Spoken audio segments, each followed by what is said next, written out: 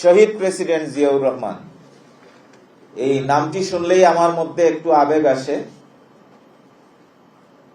আমার সৌভাগ্য হয়েছিল উনার কুলে চড়ার। এই মানুষটি, এই যে আমরা আমাদের জন্মভূমি বাংলাদেশ বলি, এই মানুষটির জন্ম না হলে এই বাংলাদেশের জন্ম হতো না। পাকিস্তানি হানাদারদের অমানুষিক অত্যাচারে বাংলার মানুষ যখন দিশেহারা, কি করবে কিছুই খুঁজে পাচ্ছিল না। একজন আর্মির সাধারণ সৈনিক থেকে উনি জাতিকে দিক নির্দেশনা দিয়েছে, স্বাধীনতার ঘোষণা দিয়ে জাতিকে পথ দেখিয়েছে এখন কি করতে হবে।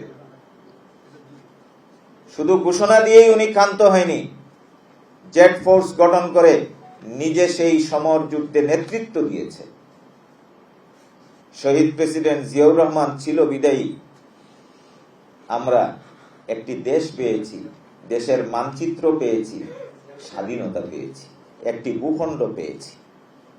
এই জাতি যখনই ক্রান্তি লগ্নে উপনীত হয়েছে, পথ প্রদর্শকের ভূমিকা পালন করেছেন শহীদ প্রেসিডেন্ট জিয়াউর রহমান, এবং তিনি থাকবেন না জেনে এই জাতিকে সব ক্রান্তি লগ্নে বাঁচিয়ে রাখার জন্য যে দর্শনটি উপহার দিয়ে গিয়েছেন, সেই দর্শনের নাম বাংলাদেশী জাতীয়তাবাদ। 1975 সেই 75-এ ভারতীয় আধিপত্যবাদ যখন বাংলাদেশকে আবারও স্বাধীনতা হরণের একটি পন্থায় উপনীত হয়েছিল, সিপাহী জনতার অভ্যুত্থানের মাধ্যমে এই দেশের স্বাধীনতাকে দ্বিতীয়বারের মতো রক্ষা করেছিলেন শহীদ প্রেসিডেন্ট জিয়াউর রহমান। শহীদ প্রেসিডেন্ট জিয়াউর রহমান প্রতিটি বাংলাদেশিকে একই সূত্রে গাঁথার জন্য বাংলাদেশী জাতীয়তাবাদের প্রবর্তন করেছিলেন। বাকশাল থেকে বহুদলীয় গণতন্ত্র কায়েম করেছিলেন। আজকে যারা রাজনীতি করেন, আপনাদের রাজনৈতিক অধিকার ওই সময় যদি শহীদ প্রেসিডেন্ট জিয়াউর রহমান না দিতেন, এই দেশে রাজনীতি করার অধিকার পেতেন কিনা সেটা কিন্তু আজকে গবেষণার বিষয়।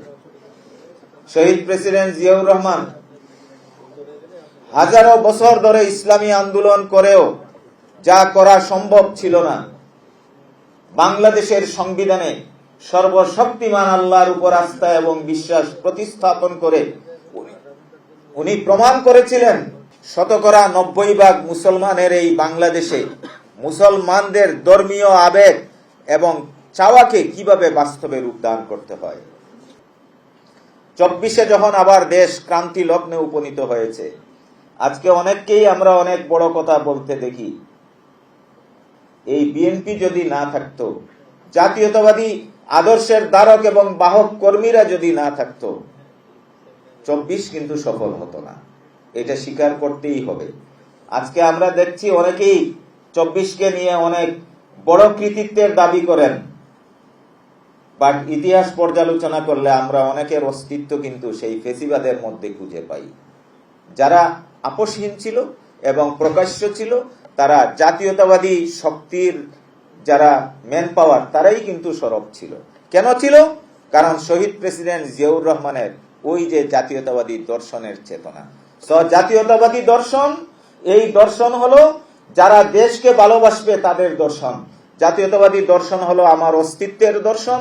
জাতীয়তাবাদী দর্শন হলো আমার দেশকে আমার বুকে ধারণ করার দর্শন। জাতীয়তাবাদী দর্শন হলো আমাদের আত্মপরিচয়ের দর্শন।